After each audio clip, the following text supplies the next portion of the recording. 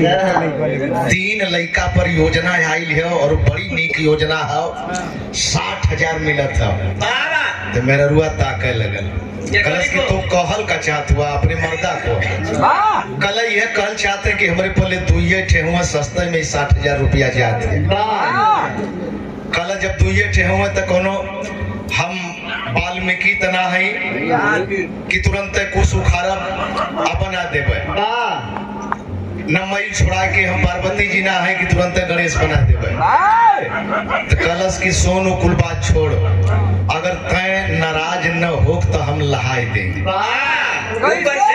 कलश की अगर लहत है तो हम नाराज काहे के होबे हो। 5 रुपया खोजले ना मिले ले 60,000 जाती है। कला की बगलिए में एगो हमारे जंगल है। बाकी तो से बतौले ना रही है कैसे मेरा रुआ से बगलिए में थे हमार जन्मल है। कहती तो ओके लिया अब पैसा लेके फिर वापस कह दे। मेरा रुआ कलश की जा जा जा जा जल्दी गैल भागल पर आयल ओके लेके आवत हो।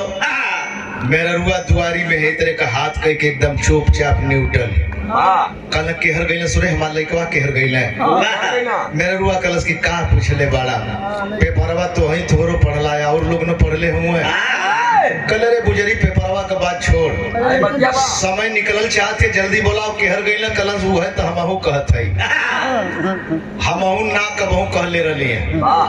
तू गईला है अपने के आना तो ये दोनों जौन जन्मल तोहार थोड़ो जौने करल वो लेके चल